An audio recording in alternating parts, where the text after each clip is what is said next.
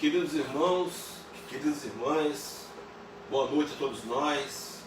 Votos de momentos aqui, nesse momento virtual de reflexões profundas, que possam acalmar os nossos corações, nos trazer o consolo e a paz que viemos buscar através dessa palestra espírita. Grande abraço aos nossos companheiros lá de Barbacena, lá do CEDIM, do Centro Espírita Divino Mestre. Também um abraço carinhoso aos nossos companheiros que estão pegando uma carona com a gente lá do CEDIM, da Casa Espírita Cristã, aqui do Ibis, aqui em Vila Velha. Um momento, conversava com o Sidney ontem, nosso companheiro lá de Barbacena, e brincava com ele que é uma espécie de bicorporeidade virtual. Poder estar em dois lugares ao mesmo tempo, mas brincadeiras à parte, meus irmãos. Grande abraço também aos demais companheiros que nos assistem agora pela transmissão pela internet, rogando a Jesus que nos ajude a ter realmente momentos muito especiais aqui. O tema a ser trabalhado nessa noite: evangelização, herança de amor. Eu queria, para introduzir esse tema, convidar os companheiros a me acompanharem numa leitura do livro Fonte Viva, da série Fonte Viva, de Chico Xavier, pelo Espírito de Emmanuel, e a lição escolhida foi a de número 116, que tem como título Ir e Ensinar. Acompanhe comigo, meu irmão.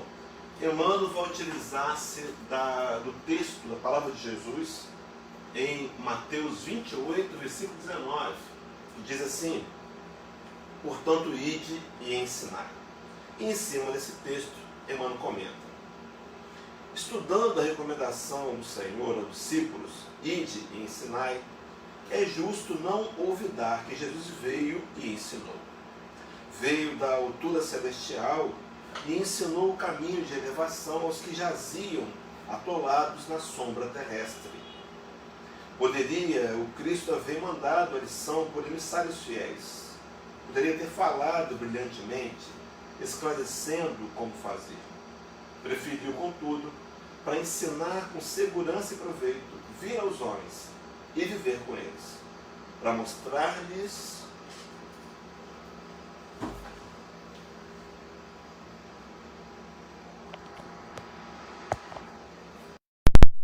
tinha esquecido de colocar o microfone, fui alertado aqui. Vamos lá. Preferiu, contudo, para ensinar com segurança e proveito, vir aos homens e viver com eles, para mostrar-lhes como viver no rumo da perfeição. Para isso, antes de tudo, fez-se humilde e simples na manjedoura, honrou o trabalho e o estudo no lar, e em plena atividade pública foi o irmão providencial de todos, amparando a cada um conforme as suas necessidades. Com um indiscutível acerto, Jesus é chamado o Divino Mestre. Não porque possuísse uma cátedra de ouro, não porque fosse o dono da melhor biblioteca do mundo, não porque subisse ao trono da superioridade, não porque simplesmente exaltasse a palavra correta e irrepreensível. Agora sim, não porque subisse ao trono da superioridade cultural, ditando obrigações para os ouvintes, mas sim porque alçou o próprio coração ao amor fraterno, ensinando, converteu-se em benfeitor de quantos lhe recolhiam os sublimes ensinamentos. Falou-nos do Eterno Pai e revelou-nos com o seu sacrifício a justa maneira de buscá-lo. Se te propões desse modo, cooperar com o Evangelho, recorda que não basta falar, aconselhar e informar. Ide e ensinai, na palavra do Cristo, quer dizer, ide e exemplificai, para que os outros aprendam como é preciso fazer. Muito bem, queridos irmãos, essa leitura preparatória ela tem a intenção de nos conectar com esse momento, de pacificar os nossos corações. Eu quero convidar você a fazermos uma prece. Está aí uma imagem, um desenho de Jesus ali bem infantil, né? cercado por crianças. Vamos trazer essa imagem do Senhor, nos sentindo como crianças, acolhidas por Ele, abraçadas, abençoadas, e vamos orar, pedindo a Jesus que Ele nos auxilie nessa noite. Mestre, amigo, conhece os nossos corações, conhece os nossos sentimentos mais íntimos, sabe os motivos pelos quais viemos até aqui, para ouvir o Teu Evangelho, receber a paz e o consolo que precisamos. Envolve-nos, Senhor. Envolve-nos a cada um dos internautas que acompanham essa transmissão. Envolve os equipamentos para que as oscilações e as dificuldades técnicas não venham atrapalhar a nossa fala. E nos auxilia, Jesus, para que eu possa ser, mais uma vez, essa noite, um instrumento da espiritualidade amiga, lá do CEDIM, lá da SEC, para falar aquilo que os nossos corações precisam ouvir. Faz, Senhor, dessa noite uma noite especial em nossos corações. Que ela contribua conosco no nosso processo evolutivo e faça-nos sair daqui melhores, mais pacificados, mais serenos e recebendo das Tuas mãos os eflúvios de luz e paz que prometestes a todos aqueles que Te buscassem. Envolve-nos, Senhor, na Tua paz e fica ao nosso lado, não só hoje, mas para todo sempre. É a oração que fazemos na abertura de mais essa palestra pública virtual. Que assim seja, graças a Deus.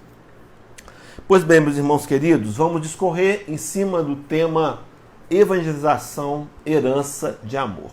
É claro que a intenção desse tema é nos convidar a uma atenção maior com relação à responsabilidade que todos nós temos, de alguma maneira, quer sejamos educadores, pais, avós, tios, tutores, responsáveis, de alguma maneira, por trazer a evangelização ao coração das crianças, dizendo logo de início no título que seria essa a nossa maior herança de amor. Mas para aprofundar, eu quero passar aqui também pelos outros níveis de evangelização. O que seria evangelização? Uma combinação de palavras. A ação de evangelizar. Desdobrando o conceito dessa ação, então evangelizar é uma atitude, evangelizar é uma obra, é um trabalho, é uma ação direcionada a apresentar o evangelho às pessoas.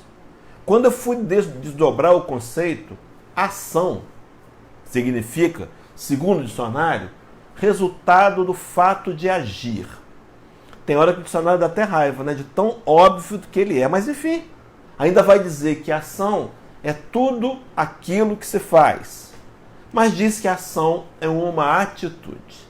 Então, para desenvolver esse raciocínio da evangelização como sendo herança de amor, eu preferi optar evangelização, uma atitude de evangelizar, ao invés de uma ação. Então, uma atitude de levar o outro o evangelho. Mas o que é evangelizar, meu irmão?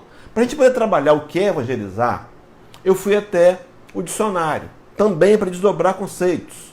Evangelizar, no sentido mais básico, é pregar o evangelho. Vamos aprofundar? O que seria, então, pregar?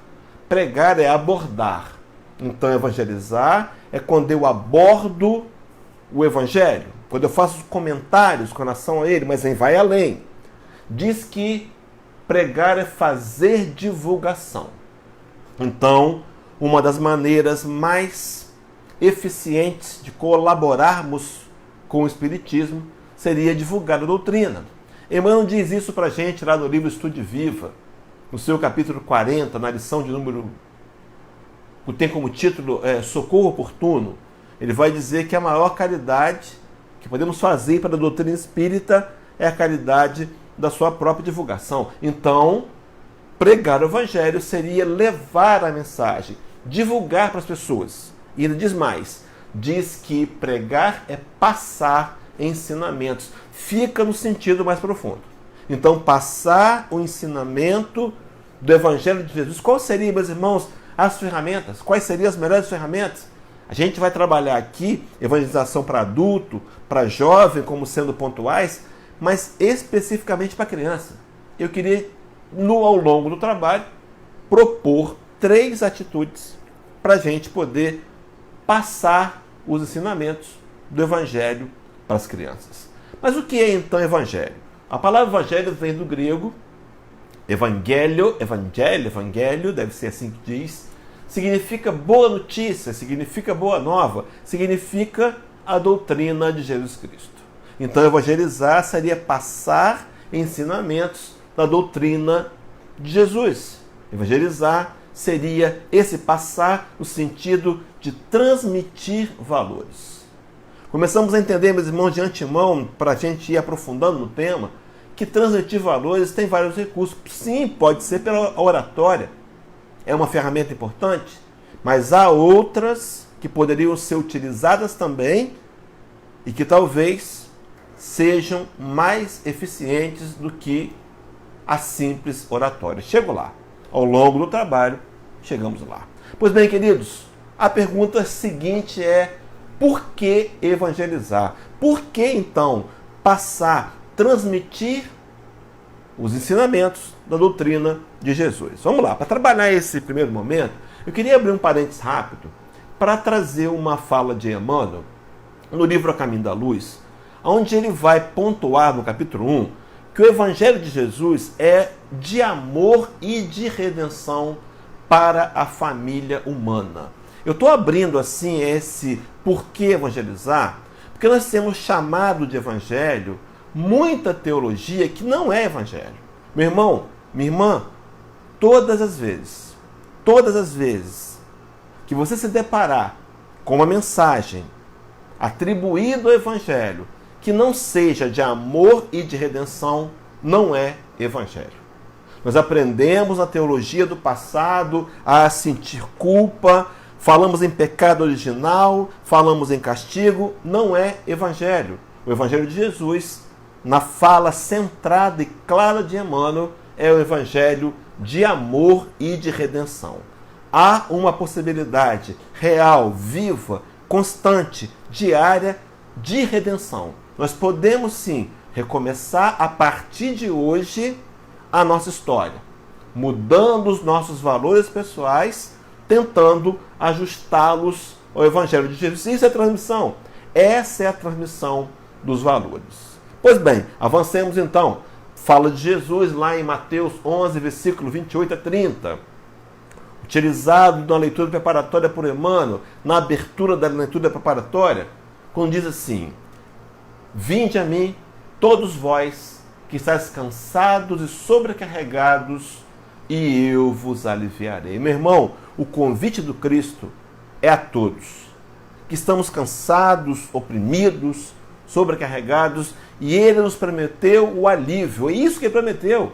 Não a resolução do seu problema, mas o alívio. Guardem isso. E diz assim: tomai sobre vós o meu jugo e aprendei de mim. Meus irmãos, na verdade o Cristo veio ao planeta para nos ensinar um caminho. Quando o Espírito de Verdade, lá no Evangelho segundo o Espiritismo, capítulo 6, no seu item 5, traz a fala do Espírito de Verdade que diz assim: espíritas, amai-vos. Este o primeiro ensinamento, ele está completamente coerente com a grande proposta de Jesus. Meus irmãos, viemos ao planeta para aprender a amar. Estamos encarnados aqui, na família que temos, com o contra-cheque que temos, morando onde moramos, para aprender a amar. Tente, de alguma maneira, se forçar a olhar a tudo que está à sua volta como sendo possibilidades para desenvolver o mais nobre de todos os sentimentos, o aprendizado do amor. No entanto, o Senhor está dizendo: vinde a mim todos vós e aprendei de mim, porque sou manso e humilde de coração, e encontrareis e achareis descanso para vossas almas. Então eu vou até Jesus, é uma atitude voluntária, embora Ele tenha me convidado, mas eu indo até Jesus eu preciso aprender dele. E à medida que aprendo dele, eu encontro descanso para minha alma, eu encontro o alívio. E completo o texto, palavra de Jesus: porque o meu jugo é suave e o meu fardo é leve.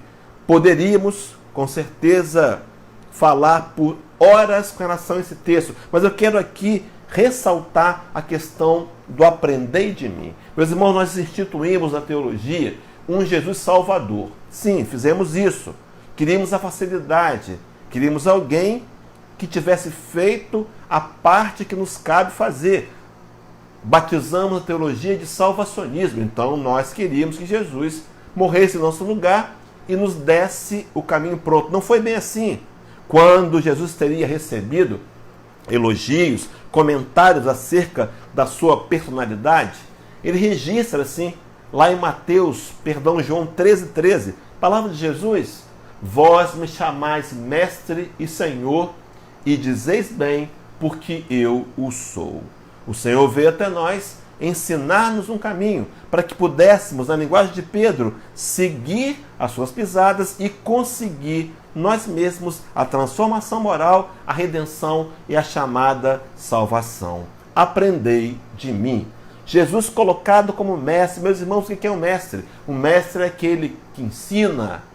Jesus teria ficado conhecido como o mestre dos mestres, porque ele ensinava de si mesmo, ele trazia revelações novas, ele apresentava uma sociedade da barbárie, ainda muito violenta, atitudes com relação ao amor. Veio o Senhor, a segunda grande revelação, apresentar-nos. Depois de Moisés, revelação da justiça, ele veio trazer a revelação do amor. Então, o mestre que ensinava de si mesmo, e é esse mestre que no capítulo 28 do Evangelho segundo o Espiritismo, do Evangelho de Mateus, vai nos apresentar o porquê que devemos evangelizar. Diz o Senhor aos seus seguidores: portanto, ide, ensinai a todas as nações, ensinando-as a guardar todas as coisas que eu vos tenho ordenado. Agora, aqueles homens recebem de Jesus e transpassam e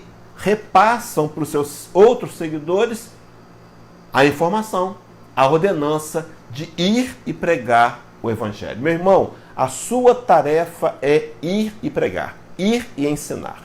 Pois bem, poderíamos perguntar, ensinar para quem? Veja, mais uma coisa curiosa, diz lá o mesmo texto paralelo do Evangelho Sinótico, lá Marcos 16, versículo 15. O mesmo texto. No entanto, na leitura pessoal de Marcos diz assim: e disse-lhe, ide por todo o mundo e pregai o Evangelho a toda criatura.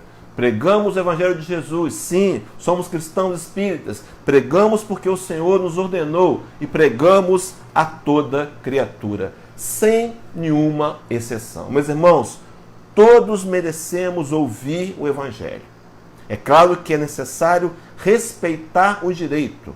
Me recordo, os companheiros sabem que eu venho de uma religião evangélica, fui da Igreja Batista, e lá eu aprendi, talvez uma interpretação também equivocada, a pregar a hora e fora de hora. Incomodava o outro, com uma caixa de som, um aparelho muito alto. Mas, enfim, era uma compreensão momentânea. No entanto, meus irmãos, agora compreendemos. É preciso compreender, é preciso pregar, sem exceção. Toda criatura. No entanto, respeitando o momento de poder ouvir e o seu direito de rejeitar. Não estamos aqui para obrigá-los, para pregar uma espécie de proselitismo. Estamos aqui para apresentar Jesus, e vou trazer com talvez a mais importante ferramenta. Pois bem, então, se não há exceção, a pregação seria para adultos. Então, a Casa Espírita precisa primar por um momento de evangelizar os adultos. A palestra pública é uma atividade dessa. O estudo em grupos também são atividades que visam evangelizar adultos. Mas também temos que trabalhar, meus irmãos, para manter a porta aberta para a evangelização dos jovens. Fundamental. Serão os nossos jovens que ocuparão nas tribunas, na direção da casa, no comando do Espiritismo, no comando material, as funções que hoje nós assumimos. É preciso abrir espaço para os jovens e é preciso treiná-los amorosamente, compreendendo que farão diferente do que nós fazemos hoje. Processo de evolução. No entanto, meus irmãos, mantenham uma união de mocidade funcionando, uma reunião de jovens, motive seus jovens a frequentar os encontros para jovens. Pois bem, mas também a criança, porque não há exceção. Nessa noite, o trabalho aqui vai ser direcionado à criança. Quem sabe numa oportunidade futura, presencial, a gente trabalha aí na região da Zona da Mata Mineira um seminário esse que vai trabalhar as 3 vertentes, as 3 direções da evangelização, os 3 públicos-alvo. Mas hoje, nessa noite, trabalhar crianças. E me lembrei de Lucas 18, aquela passagem de 15 a 17, que dizia assim: e trazia-lhes também as crianças para que as tocasse, mas os discípulos, vendo isso, os repreendiam. Meus irmãos, quantas vezes a gente pensa que não deve ir à casa espírita porque a criança vai atrapalhar? Olha, sou palestrante, os companheiros me conhecem, eu prefiro uma criança atrapalhando, entre aspas, do que ela não ir à casa espírita. Leve a sua criança. O que as casas espíritas mais preparadas de material humano têm feito? Um trabalho paralelo. Então os pais vão e alguns evangelizadores, daqui a pouco eu falo deles, vão para uma sala à parte e ali também fazem um trabalho com as crianças. O que não atrapalha, entre aspas, não é atrapalhar, o que não traz nenhum tipo de transtorno, que também não é transtorno, mas que não incomoda, porque as crianças estão ali no lugar adequado e os pais conseguem se concentrar demais, em consequência disso, o palestrante também. No entanto, meu irmão, minha irmã, lugar de criança é na casa espírita. Chego lá. Não se incomode se o outro se incomodar. Talvez falte nele a maturidade, a compreensão de entender que a criança precisa ser acolhida. Os discípulos repreenderam: não está incomodando. Palavra de Jesus para completar. Jesus, porém, chamando-as para si, disse: deixai vir a mim as criancinhas, as crianças, e não as impeçais, porque de tais é o reino de Deus. Convocando-nos a deixar as crianças virem até Jesus. Pai, mãe, qual é o impedimento? Por que não temos levado a criança para ser evangelizado?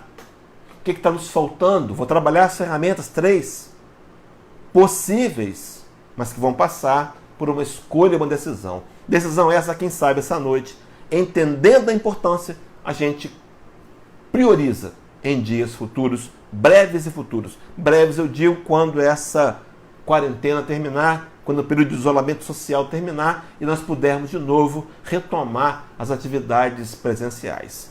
Sigamos, meus irmãos, então. Então, para trazer as criancinhas até Jesus, é preciso falar de evangelização infantil. Essa que é a maior herança de amor. Meus irmãos, por que então a evangelização infantil precisa ser praticada na casa espírita? Vamos lá. Dados técnicos. No livro Missionários da Luz, depois os companheiros, por favor, em casa, tomem o livro e façam a consulta. Nós aqui na Casa Espírita, nós temos tentado fazer assim. Mostramos o texto e a referência. Para quê? Para que você possa visitar o livro e construir credibilidade. Não acreditem simplesmente porque alguns falam um assunto ou outro. Recorra à referência. Isso é importante para sedimentar o conhecimento em nós mesmos. Fechado parênteses, que eu nem abri, mas vamos lá. Capítulo 13 e 14 vai falar que é em média aos 7 anos que a reencarnação se completa. E se completa porque é formada a glândula pineal. Então, nesse momento que a glândula pineal, essa que é formada por cristais de apatita, essa glândula pineal que faz conexão entre o mundo invisível e o mundo físico, essa que todos nós temos desenvolvida de alguma maneira ou outra, quando ela se forma, é quando o espírito completa a encarnação. Daí, nesse período que antecede aos 7 anos, os meninos, as crianças terem os amigos imaginários. Não são imaginários. Vivem de alguma maneira uma realidade dupla, material e espiritual. Nesse período, segundo os estudiosos, é o período onde há maior possibilidades de influências no espírito reencarnante. Então a criança vem, o espírito encarna na minha família, na intenção de conseguir progresso, de melhorar a sua performance moral, e algumas vezes ele traz marcas profundas de seus registros declinado, inclinados ao mal, às sombras. Mas nos primeiros 7 anos é o melhor período para apresentarmos então para ele novas informações. Marcá-los com uma nova informação. E aqui a proposta do Evangelho. Meus irmãos, então a gente pode perguntar, então, depois dos 7 anos não tem jeito? Tem, claro que tem. Não teve pra gente? Teve pra gente. Eu cheguei com mais de 40, muito mais de 40. Cheguei com quase 50 anos aqui no Espiritismo. Teve jeito, tem jeito sim. Mas de 0 a 7 anos, o Espírito absorve mais as influências. Por isso que o trabalho de evangelização infantil passa por essa visão técnica. Mas há uma outra razão. Questão 208 do Livro dos Espíritos, Kardec vai inquirir a espiritualidade assim. Meus irmãos, olha a pergunta. Nenhuma influência exerce os espíritos dos pais sobre o filho depois do nascimento deste? A pergunta de Kardec, sabe por quê, meu irmão? Porque até então, Kardec, o ano aqui é 1857, Kardec vem de uma família católica, Kardec estudou no colégio protestante, numa escola protestante. Kardec conhecia uma doutrina em que o espírito era formado no ato da concepção. Sim, se é formado no ato da concepção, é claro que tudo que nós escrevêssemos nele, como se fosse uma carta em branco, ficaria registrado. Então Kardec pergunta, os espíritos influenciam? Sabendo que o espírito traz profundas marcas, registros milenares da sua história. Quer ver um exemplo de reencarnação para provar a reencarnação? Se os espíritos não viessem trazendo informações de vidas pregressas, como é que se explica a questão dos gêmeos univitelinos?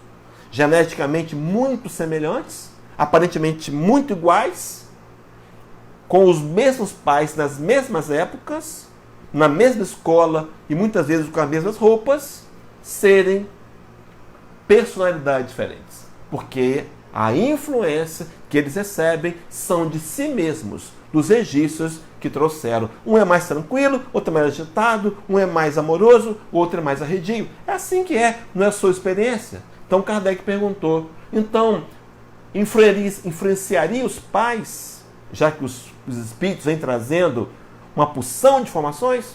Vamos lá, respondem os espíritos. Ao contrário, bem grande influência exercem. Conforme já dissemos, os espíritos têm que contribuir para o progresso uns dos outros. Os espíritos superiores, meus irmãos, não perdem tempo. A pergunta de Kardec não foi com relação, não foi essa que a resposta veio. Era sobre os pais. Mas eles não perdem a oportunidade de acrescentar que nós, meus irmãos, temos um compromisso de contribuir para o progresso uns dos outros. Sim, para aquele companheiro que está no ponto do ônibus, agitado, irritado, eu posso contribuir com o seu progresso? Com o meu colega de trabalho? Com o meu familiar? Sim, é uma obrigação trabalhar para o progresso geral. Questão 132, Livro dos Espíritos, quando Kardec vai perguntar qual o objetivo da encarnação, o primeiro deles é o autoprogresso, é a progressão moral em direção à perfeição, ao aperfeiçoamento. E no segundo lugar, visa ainda outro fim à encarnação, o de pôr o espírito em condições de executar a parte que ele toca na obra da criação. Ele tem o objetivo secundário, mas que não se desvincula do primeiro, de pregar, de ajudar os que estão à sua volta a também progredirem moralmente. Então os pais exercem influência de 0 a 7 anos, segundo a informação espírita, com mais profundidade, que segue depois. Vamos lá. Diz assim, pois bem, os espíritos dos pais têm por missão desenvolver os seus filhos pela educação. Mas, irmãos, uma coisa que eu admiro profundamente no Espiritismo é essa vertente. Diz o que tem que ser feito, mas diz como fazer. Educação, meu irmão, então eu preciso entender que eu tenho uma obrigação de educar meu filho, encaminhá-lo no caminho do bem, ou o meu menor, ou o meu neto, aquele que eu tenho influência, para que ele possa ser educado e se tornar um espírito melhor. Essa educação, a gente fez uma confusão básica. A gente achava que a escola tinha que educar. Meus irmãos, um equívoco. A escola instrui. Quem educa são os pais. E vou dizer daqui a pouco as 3 ferramentas. fáceis de compreender, mas que vão gerar um desafio. No entanto, está dizendo, educação é diferente de instrução. Dia desse um tempo atrás, vi um programa da Fátima Bernardes, por acaso não, foi anunciado, e nosso companheiro Rossandro Crente estava lá. E ele deixou uma frase muito séria, meus irmãos, ele disse assim: para que a escola seja a segunda casa, a casa tem que ser a primeira escola. Meu irmão, minha irmã, não se melindre comigo, mas a educação começa no lar. A educação começa na casa da gente. Não culpe a escola, não. Assuma a sua responsabilidade de não ter conseguido dar conta ou não deu conta por completo. Mas enfim, veja o complemento do texto. Voltando lá na questão 208, vai dizer assim: constitui-lhe isso uma tarefa, tornar-se-ão culpados se vierem a falir pelo seu desempenho. Então nós seremos cobrados porque é nossa responsabilidade. Não estamos lembrando agora, mas no planejamento reencarnatório aceitamos esses espíritos que agora são crianças no corpo infantil para dar-lhes encaminhamento em direção ao auto-melhoramento. E, meus irmãos, um dado importantíssimo, consolador aqui. Ele está dizendo que serão culpados se vierem a falir pelo seu desempenho. Meus irmãos, recentemente uma senhora me procurou, uma conversa fraterna ali na casa espírita, nada oficial, mas ela me perguntava, ela entristecida, que tinha perdido o filho para drogadição. Eu não sei se foi assassinado ou se foi uma overdose. E aquela mãe dizia, mas puxa, se sentindo culpada. Eu fiz tudo pelo meu filho, eu fiz tudo. Eu me desdobrei por ele e ele morreu. Eu não consegui o objetivo. Eu fiquei pensando, eu consolei essa mulher dizendo, olha, fique tranquila. A cobrança será pelo desempenho. Resultados ainda não. Pode ser, expliquei para ela, que esse espírito que foi o seu filho dessa encarnação tem um coração tão rígido ainda que ele vai precisar de umas 3 ou 4 mães como a senhora, para mais tarde, lá na frente, ter o coração aquebrantado. Meus irmãos, guardem isso. Seremos cobrados pelo nosso desempenho. Se você fez a sua parte, está fazendo a sua parte, e o espírito que está com você não apresentou resultados que você imaginava que apresentaria, fique tranquilo. Você fez a sua parte. Talvez você tenha sido essa primeira mãe, ou esse primeiro pai, que deu um novo formato de visão a esse espírito, mas que ele só mais tarde se converterá ao amor e ao bem. Tranquilize seu coração, porque a cobrança será pelo desempenho. Pois bem, pensando em responsabilidade, a gente podia fazer a pergunta principal dessa palestra: como fazer evangelização? Eu vou trabalhar aqui, meus irmãos, 3 etapas básicas. Está pronto aí?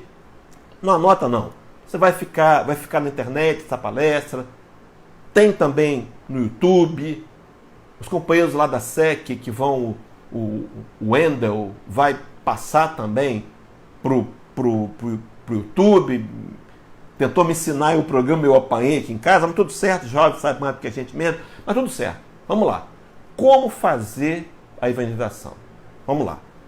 Primeira etapa. Meu irmão, essa é a mais importante.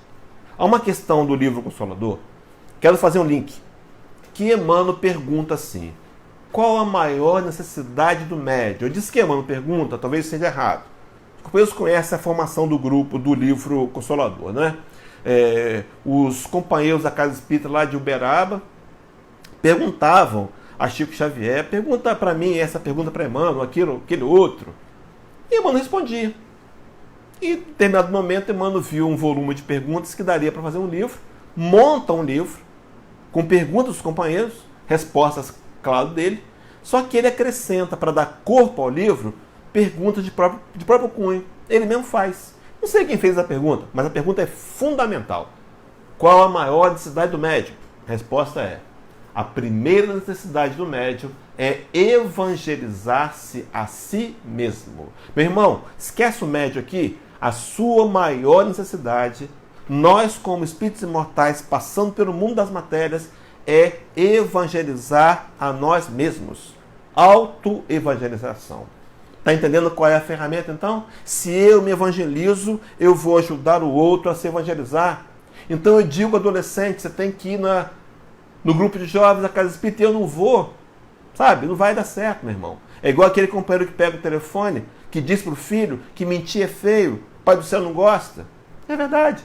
O telefone toca, é aquele amigo que ele não quer atender naquele momento, e ele diz para o filho, diz que eu não estou, diz que eu não estou. Mentindo. Meu irmão, o exemplo fala mais alto. Essa fala do Ralph Waldo Emerson, um filósofo americano, diz assim, o que você faz fala tão alto que as pessoas não escutam aquilo que você diz. Então seria o poder do exemplo. Você quer dar a direção melhor para aquelas crianças que estão sob a sua tutela, que vieram ao planeta para te reconhecerem, para te conhecerem esperançosos de uma direção nova? Comece a evangelizar você mesmo. Meu irmão, responda para mim. Você é um frequentador assíduo? Você que é do CEDIM, você que é da SEC, você tem ido com frequência? Você que é de outra casa qualquer? Você que é do GTC, tem ido frequente? Você participa dos estudos? Como é que anda a sua leitura? Você está estudando? Você faz estudos pessoais? Você tem tentado de alguma maneira aprender a autoevangelização? Meu irmão, uma busca. Mas à medida que eu me melhoro, digo sempre isso, tudo que está à minha volta se melhora. Tudo. Inclusive a minha relação com as pessoas adultas, jovens ou crianças. Tudo bem até aqui então? Para a gente poder fechar essa primeira parte. Repetindo bem enfaticamente. Primeira atitude, evangelizar-se. Segunda, meu irmão não disse que era fácil, não disse? Ele disse que ia ser desafiador. Foi isso que ele disse, não foi? Vamos lá. Segunda ferramenta. No livro do Néio Lúcio, Jesus no Lar, capítulo 1, logo no começo, diz assim, palavra de Jesus. A paz do mundo, conversando com Pedro, começa sob as telhas a que nos acolhemos. Era Jesus introduzindo a ideia do culto do evangelho no lar. Meu irmão, primeira ferramenta, autoevangelização. Segunda, implementar na sua família o culto no lar. Implantar na sua família e implementar na sua família o culto no lar. É uma necessidade, um dia por semana, no mesmo horário, reunindo o máximo de familiares possíveis, inclusive as crianças. Meu irmão, há uma literatura para criança, para ser usada com criança em casa. Meu irmão, não perca tempo.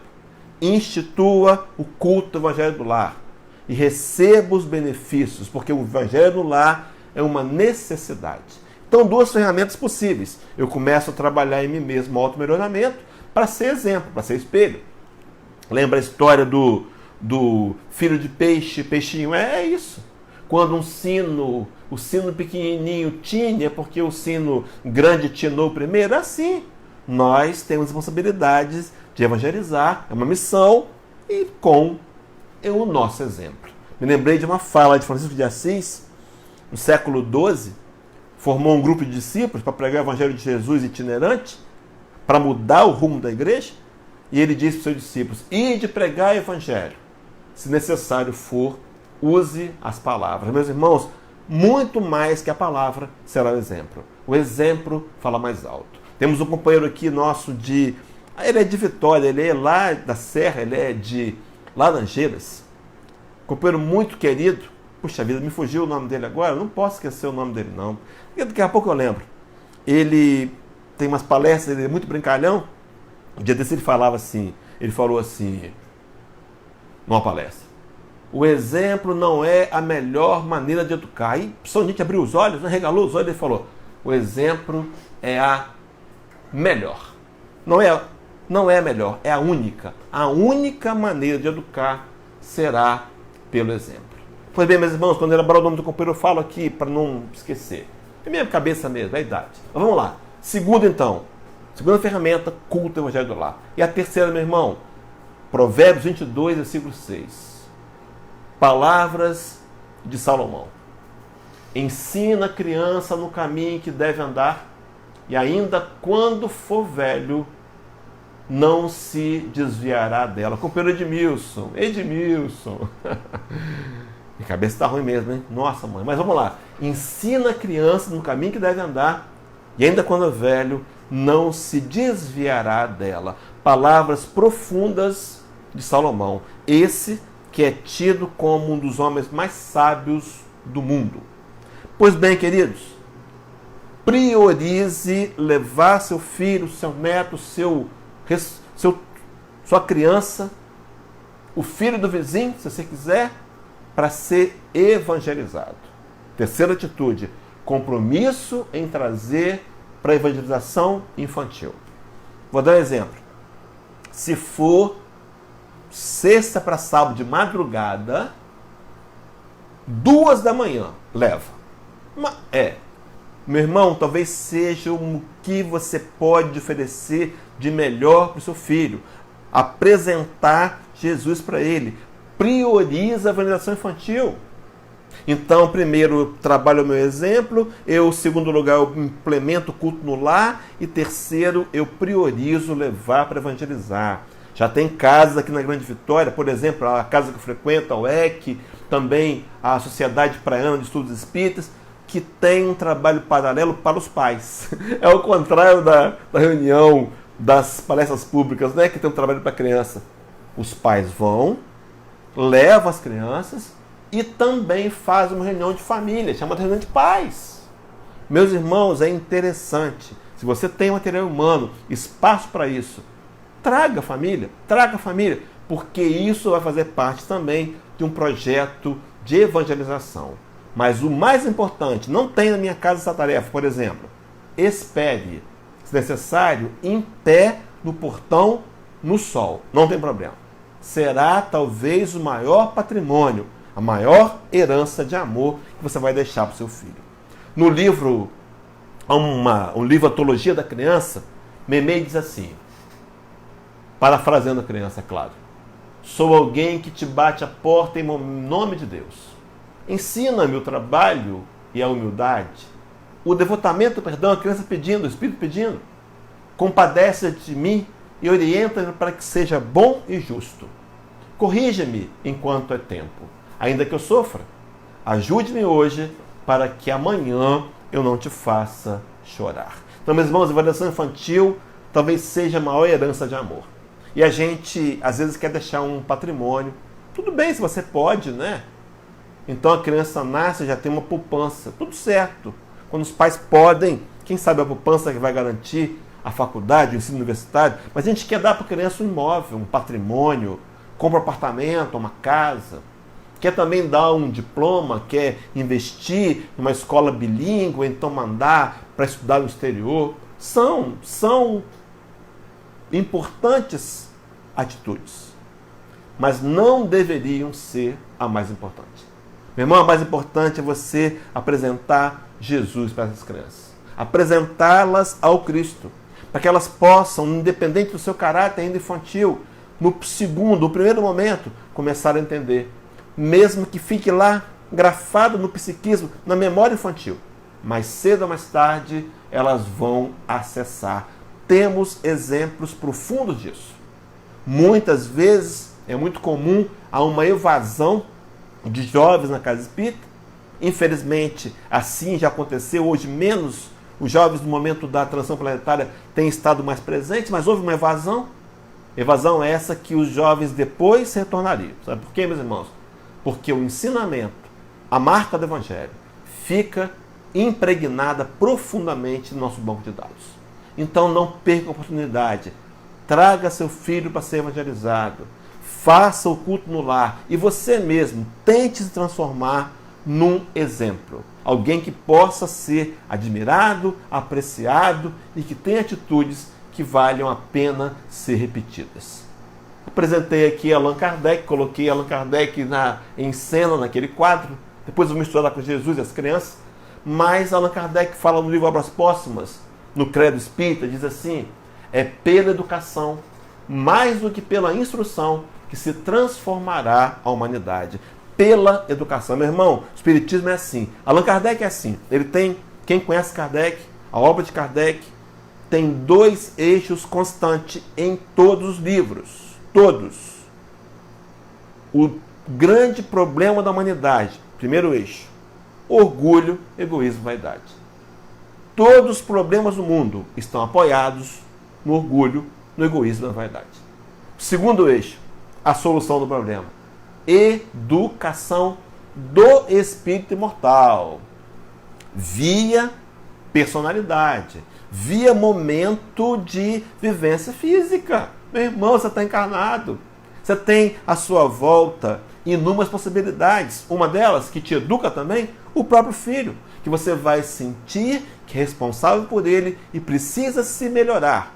E esse auto-melhoramento em ser responsável te auxilia também. É igual o trabalho voluntário, é igual o trabalho na casa espírita.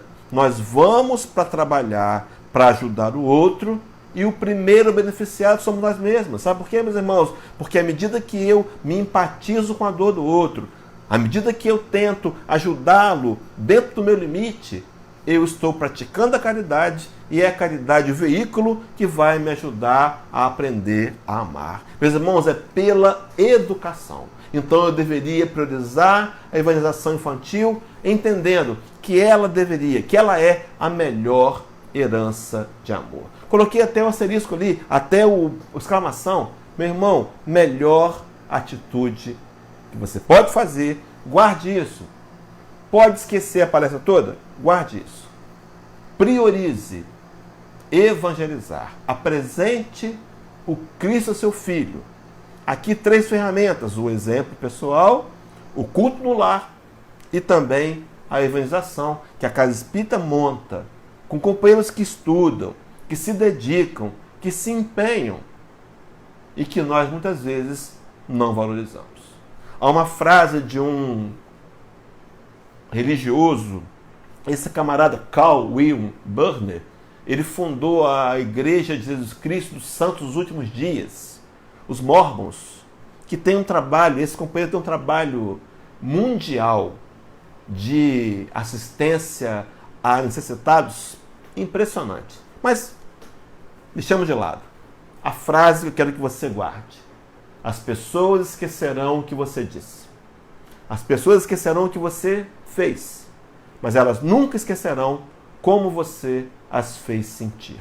Faça o seu filho, o seu pequeno sentir. Passe para o coração dele o amor que você tem com a sua atitude de dedicação, de comprometimento, e explicando para ele: olha, você não quer ir não, mas eu quero te levar, porque papai te ama e você precisa estar na casa espírita. Mas não entendo. Um dia você vai compreender e um dia você vai agradecer a papai pela atitude que você está recebendo agora. Meu irmão, faça a criança sentir. Lá em Mateus capítulo 25, versículo 40, aquela que é extraído daquele sermão chamado profético, onde o Cristo vai falar uma parábola sobre o grande julgamento. Lá é dito que seria colocado um grupo à direita e um grupo à esquerda. A gente na teologia achava que era para mandar para o céu e para o inferno. Na verdade, a separação do joio e do trigo não é para mandar para o céu e para o inferno. Não há inferno, não há condenação, mas é para separar os que vão poder ficar no mundo regenerado e os que não vão poder, então vão ser deportados a outros planetas. Porque aqui na Terra vão ficar aqueles, segundo a Gênesis 18, apenas os propensos ao bem. Então não é aquele que faz o bem ainda não, senão não ficava ninguém. Mas aqueles que sentem a vontade de fazer o bem e que de alguma maneira se esforçam a fazer o bem. Então vai colocar um grupo à direita e vai dizer assim, segunda palavra: vinde, benditos de meu Pai, receber por herança o reino que vos está preparado desde a fundação do mundo. É a terra, preparado desde a fundação do mundo. E diz por quê: tive fome, me deste de comer, estava nu e me vestistes, estava com sede, estava preso e doente, me visitastes, tive fome, me deste de comer, tive sede, me deste de beber. Aí os justos, vejam, meus irmãos, que eles vão receber por ter feito bem, por ter feito a caridade. Linka aí com o Kardec. Fora da caridade na salvação? Estamos brincando? Tá. E os justos, porque era justo, vão perguntar assim: mas Senhor, eu não estou lembrando não. Quando é que foi que eu te levei um marmitex? Quando foi que eu montei sacolões de alimento e levei para a comunidade carente? Quando foi que eu te dei um agasalho? E o Cristo vai dizer nesse versículo 40: tudo, e o rei respondendo lhe dirá: em verdade vos afirmo que sempre que eu fizeste a um desses, mesmo aos mais pequeninos irmãos, a mim o fizestes. Aqui, a ideia de pequenino, não como sendo inferior, mas como sendo aquele que tem mais dificuldade. Meu irmão, não é a criança que tem que receber o carinho, o apoio, não é ele que aguarda da gente o reconhecimento da sua necessidade, de nós podermos auxiliá-lo, ajudá-lo, tratar dele e, mais que isso, encaminhá-lo na direção de ser um homem de bem.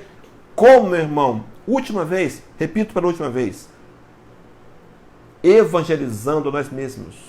Esse é o mais importante, a mais importante ferramenta. Segundo, fazendo o culto no lar. Qual é a justificativa, meu irmão, por não fazer? Pensa direitinho, honestamente, avalia. Será que faz sentido? Começa a fazer essa semana o desafio. E terceiro e último, priorize levá-lo para a evangelização infantil. A minha casa não tem. Procure uma outra casa que leve. Não deixe sua casa não, mas leve a uma casa que tenha. Porque é uma necessidade ele receber as informações de Jesus nessa que os psicólogos e os médicos que cuidam de criança, me fugiu o nome, nossa, tá ruim, né? Minha cabeça tá ruim. Enfim, chamam de primeira infância. Faça isso, meu irmão, priorize. Para a gente poder começar a fechar. João capítulo 21, o episódio que ocorre na Santa Ceia. Jesus está ali e Pedro está preparando. Foi uma ceia simples. Foi bem simples. Tinha pão e vinho. Os elementos da ceia. Em determinado momento, Jesus para Pedro e diz assim: Pedro, amas-me? E Pedro, eu imagino que no automatismo, na preocupação de preparar o evento, se é que pode chamar assim, que foi no segundo andar da casa da tia de João Marcos, discípulo de Jesus, emprestou para eles o cenáculo. E Pedro respondeu: Senhor, eu te amo. Num segundo momento, Jesus repete a pergunta: Pedro, me amas? E Pedro ficou meio que chateado, meio que aborrecido. Poxa, eu respondi para Jesus que eu amava.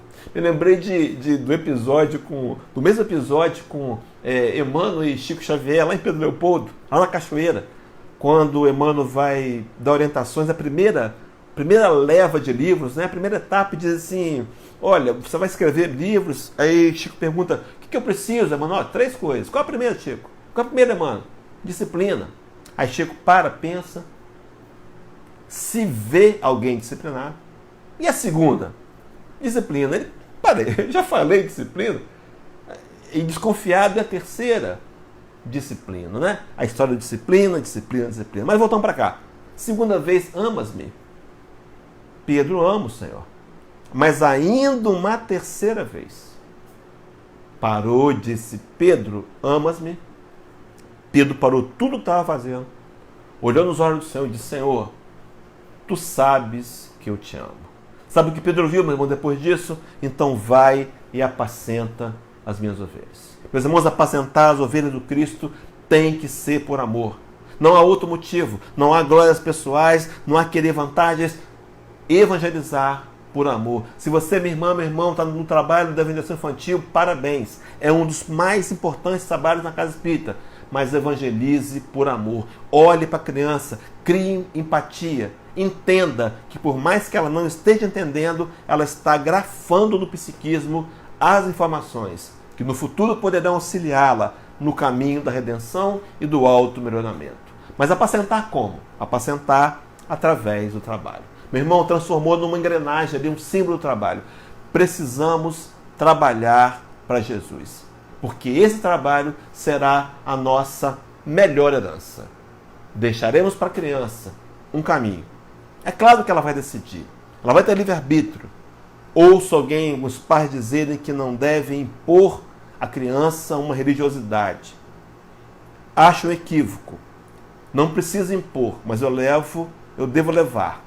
Eu devo conduzir, eu devo orientar. Meus irmãos, isso não vai acontecer sem trabalho e sem esforço. Então seria essa a grande herança que podemos deixar para os nossos filhos.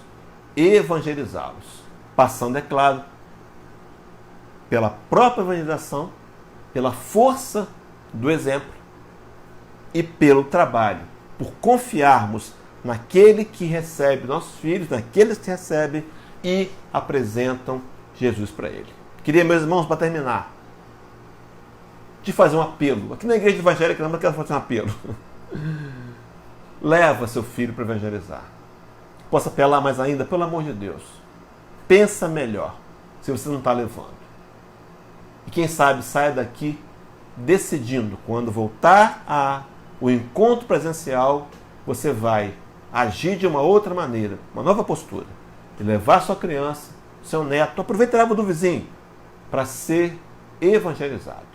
Que possa então Jesus abrir os nossos corações e nossas mentes, para que a informação dessa noite possa se transformar em um aprendizado profundo para você e eu, espíritos imortais. Muita paz a todos nós. Pois bem, queridos, faltam ali 3 minutos para a gente encerrar. Eu queria agradecer aos companheiros do CEDIM, aos companheiros da SEC aqui de Vila Velha, por terem nos permitido esse momento de interação, onde foi apresentada a mensagem de Jesus, na intenção de a gente tentar amenizar o impacto da falta de reuniões presenciais através da transmissão pela ferramenta aí da internet. Amanhã, sábado, eu tenho 2 compromissos. Um aí em Barbacena, à noite vai ser lá no CEPAS. Abraço, Melissa, aí, a Sociedade Amor e Paz, Espírita Amor e Paz. A gente vai trabalhar lá o tema Entendendo em Profundidade a Lei de Causa e Efeito. E vamos estar em Campos também, Campos Goytacazes, Rio de Janeiro, divisa aqui do Espírito Santo.